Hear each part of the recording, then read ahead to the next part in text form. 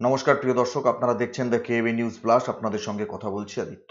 গতকাল কাশ্মীরে ভয়ঙ্কর জঙ্গি হানায় যে ২৬ জন নিরীহ পর্যটকের মৃত্যু হয়েছে তার তালিকা ইতিমধ্যেই মেইনস্ট্রিম মিডিয়া থেকে সোশ্যাল মিডিয়া সব জায়গায় ছড়িয়ে পড়েছে। এবং একটা বিষয় ব্যতিক্রমী হিসেবে উঠে আসছে যে ধর্মীয় পরিচয় জেনে জেনে নন মুসলিম অর্থাৎ হিন্দুদের খুন করেছে জঙ্গিরা।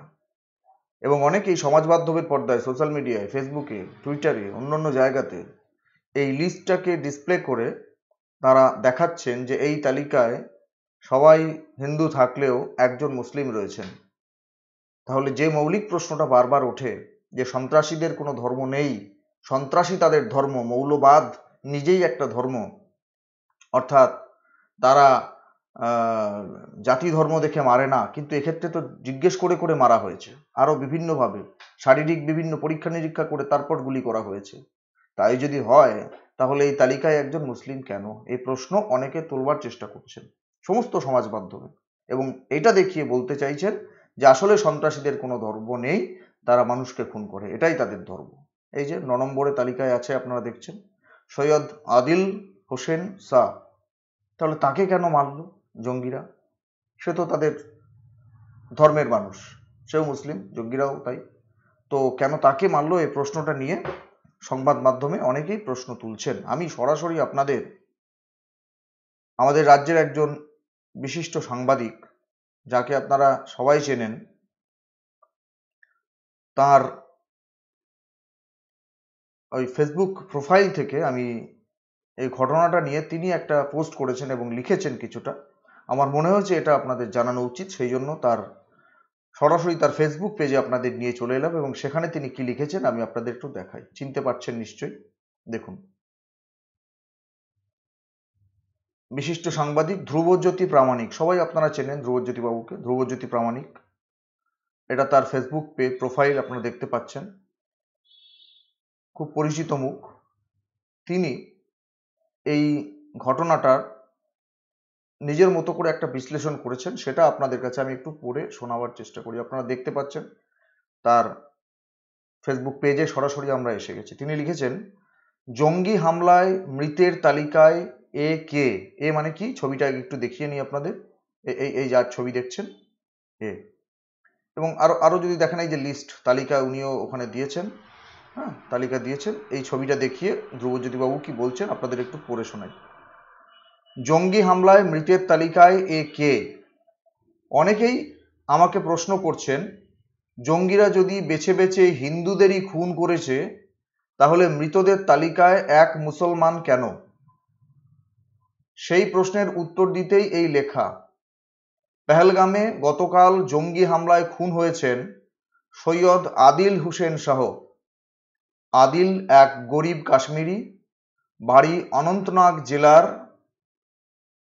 হাপথ নার্দ গ্রামে, পরিবারের একমাত্র রোজগেরে সদস্য। গতকাল পর্যটকদের ঘোড়ায় চড়িয়ে বৈতরণ উপত্যকায় নিয়ে গেছিলেন। হঠাৎ গুলি, রক্ত, আর্তনাদ। আদিল জঙ্গি কার্যকলাপ দেখে বড় হওয়া এক ভারতীয়, মুহূর্তেই বুঝে যান ফের সেই ষড়যন্ত্র, আতঙ্কের বেসাতি। কাশ্মীরকে কিছুতেই ভারতের অখণ্ড হৃদয়ে জুড়তে দেওয়া যাবে না। পর্যটন বাড়ছে, বেকার যুবক পাথর ছেড়ে চাকরির পরীক্ষায় বসছেন। শ্রীনগরে মাল্টিপ্লেক্সে মানুষ সিনেমা দেখছেন। হিমালয়ের কোলে ভারতের অন্য রাজ্যগুলোর মতোই কাশ্মীরে বাড়ছে হোমস্টে। এসব বেশি দিন চললে কাশ্মীর নিয়ে বছরের পর বছর চলা আতঙ্কের ব্যবসাই তো বন্ধ হয়ে যাবে।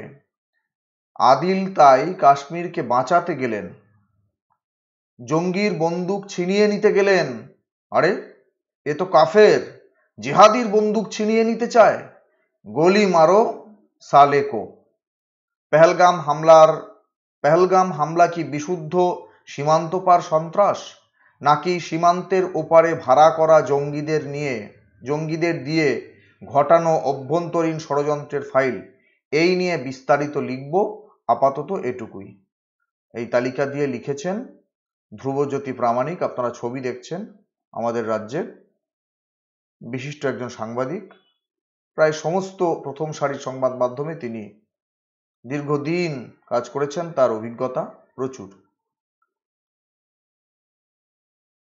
এখন আবার সেই প্রশ্ন যে এই একজন মুসলিম তার তালিকা দেখিয়ে যারা বলতে চাইছেন যে ধর্মীয় পরিচয়ে মারা হয়নি, মানুষকে যাদের সামনে পেয়েছে তাদেরই মারার চেষ্টা করেছে জঙ্গিরা, ধ্রুবজ্যোতি প্রামাণিক যে ব্যাখ্যা দিয়েছেন যে উনি কাশ্মীরকে সেই ভয়ঙ্কর সন্ত্রাসীর হাত থেকে বাঁচাতে চেয়েছিলেন এবং নিজে ছিনিয়ে নিতে চেয়েছিলেন ওই জঙ্গিদের বন্দুক, এবং যে স্থিতাবস্থা রয়েছে কাশ্মীরে ৩৭০ ধারা উঠিয়ে দেওয়ার পর যে যুবকরা সেনাবাহিনীকে পাথর মারতেন তারা এখন বই খাতা নিয়ে পড়াশুনো করছে এবং সাধারণ মানুষ শান্তিতে বসবাস করার চেষ্টা করছেন, সেই স্থিতাবস্থা যাতে কিছুতেই কেউ নষ্ট করতে না পারে সেই জন্যই আদিল তিনি বুক চিতে দাঁড়িয়েছিলেন এবং তাদের বিরুদ্ধে প্রতিবাদ করে উঠেছিলেন, তাদের যে AK-47 সে কেড়ে নেবার চেষ্টা করেছিলেন। তাহলে তাকে তো মরতেই হবে, তাকে মেরে দিয়েছে, দুর্ভাগ্যজনক। কিন্তু এটাই বলতে চাইছি যে একজন মুসলিম ভাইয়ের নাম রয়েছে বলে ওই বিষয়টা কিন্তু কখনো লঘু হয়ে যাচ্ছে না যে হিন্দুদের দেখে দেখে, ধর্মীয় পরিচয় দেখে দেখে মারা হয়েছে, এটা কিন্তু কখনো লঘু হয়ে যাচ্ছে না। এই বিষয়টা নিয়ে যেটা আলোচনা চলছে সর্বত্র সমাজ মাধ্যমে চোখ রাখলে এই একটাই বিষয় যে ধর্মীয় পরিচয় দেখে দেখে যেভাবে সাধারণ মানুষকে খুন করা হয়েছে, হত্যা করা হয়েছে, পর্যটকদের হত্যা করা হয়েছে, এর একটা বিহিত হওয়া দরকার। দেশের প্রধানমন্ত্রী তিনি বিদেশে ছিলেন, তিনি দেশে ফিরেছেন এবং স্বরাষ্ট্রমন্ত্রী গতকালই সেখানে পৌঁছেছেন, আপনারা দেখেছেন। এবং আজকে তারই মধ্যে যেটা খবর সেটা হচ্ছে যে দুই জঙ্গিকে, পাক জঙ্গিকে নিকেশ করেছে ভারতীয় সেনাবাহিনী, স্যালুট। কাশ্মীরের মাটিতে কোনো রকমের কোনো সন্ত্রাসবাদী কার্যকলাপ যাতে না থাকে। হ্যাঁ, অনেকে সমাজ মাধ্যমে বলছেন যে নরেন্দ্র মোদী সরকার বলেছিল যে ৩৭০ ধারা তুলে দেওয়ার পর কাশ্মীরের মাটি থেকে সন্ত্রাসবাদ একেবারে মুছে গেছে, তাহলে এখন কি করে হচ্ছে? দেখুন, এই ধরনের প্রশ্নগুলো শুধু করার জন্য করা যায়। এত বড় দেশ আর এতদিনের একটা ব্যাধি, বিশেষ করে সীমান্ত পার থেকে মানে পালন করে পোষণ করে যে সন্ত্রাসবাদকে ভারতবর্ষের বুকে ছড়িয়ে দেওয়ার চেষ্টা করা হয়, চোরাগোপ্তা হামলা যখন চালানো হয় সেটাকে সবসময় আটকানো সেনাবাহিনীর পক্ষে সম্ভব নয়। আর ইন্টেলিজেন্স ফেলিওর আছে, এটা যদি আমরা স্বীকার করে নিই তাহলেও খুব ছোট হয়ে যাওয়ার কিছু বিষয় নেই, সেটা তো আছেই। সাধারণ মানুষের প্রাণ গেছে, আমাদের উদ্বেগ সেখানে। সাধারণ মানুষের প্রাণ গেছে, উদ্বেগ আমাদের সেখানে যেমন, তেমন এটাও উদ্বেগের যে ধর্মীয় পরিচয় জেনে জেনে যখন খুন করা হচ্ছে তখন জানতে হবে যে শুধুমাত্র ওই সন্ত্রাসীদের যা লক্ষ্য, ওই কি বলবো, এমনি সাধারণভাবে তারা জেহাদ করতে চায়, মানে তারা বলতে চায় যে হিন্দু একটা আলাদা, মুসলিম একটা আলাদা, আলাদা ধর্মের, সুতরাং হিন্দুরা কাফের, তারা কোনোদিন আমাদের বন্ধু হতে পারে না। এ তো এমনি বিভিন্ন জলসায় খোলাখুলি বলা হয়, সে বাদ দিলাম। কিন্তু আমি যেটা বলতে চাইছি সেটা এই যে কাশ্মীরের যে স্থিতাবস্থা সেটাকে নষ্ট করার জন্য বৈদেশিক শত্রু যারা আমাদের পার্শ্ববর্তী দেশ, তারা তো সবসময় ওপারে চাষ করে যায় না, নিজেদের সীমানার মধ্যে পাক অধিকৃত কাশ্মীর বলে বাপের সম্পত্তি মনে করে তার মধ্যে তো জঙ্গি চাষ করে যায়। সুতরাং ওই একদম নির্মূল হয়ে গেছে, নিকেশ হয়ে গেছে বলে যদি দাবি করাও হয় সেটা পুরোপুরি সত্য নয়, তার তো প্রমাণ বারবার পাওয়া যাচ্ছে। আর হ্যাঁ, আমি যেটা বললাম যে ইন্টেলিজেন্স ফেলিওর সেটা তো রয়েছে, সেটা নিয়ে নতুন করে ভাবনা চিন্তার সময় এসেছে এবং সেটা নিয়ে ভারত সরকার নিশ্চয়ই ভাবনা চিন্তা করবে। যারা দায়িত্ব রয়েছেন, প্রধানমন্ত্রী, স্বরাষ্ট্রমন্ত্রী থেকে শুরু করে নিরাপত্তা উপদেষ্টা, দেশের প্রতিরক্ষা দপ্তর, প্রত্যেকে ভাববে। এবং আজকে যেমন দুই জঙ্গিকে নিকেশ করে একটু জবাব দেওয়ার চেষ্টা হয়েছে, জবাব দেওয়া হয়েছে, পাকিস্তান যাতে তাদের দেশেও ভারত বিরোধী কার্যকলাপ না চালাতে পারে সেজন্য আমাদের দেশের সরকারকে বিভিন্ন বৈদেশিক যে সমস্ত দেশগুলো রয়েছে সেই সব দেশের থ্রুতেও, রাষ্ট্রসংঘের থ্রুতেও চাপ সৃষ্টি করে পাকিস্তানকে বাপ বাপ বলাতে হবে।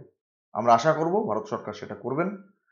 আর ধ্রুবজ্যোতি প্রামাণিকের যে ব্যাখ্যা আপনাদেরকে দেখালাম আমি, সেটা সম্পর্কে আপনাদের যদি কিছু বলার থাকে তাহলে আপনারাও আপনাদের মতামত নিশ্চয়ই কমেন্ট বক্সে কমেন্ট করে জানাবেন।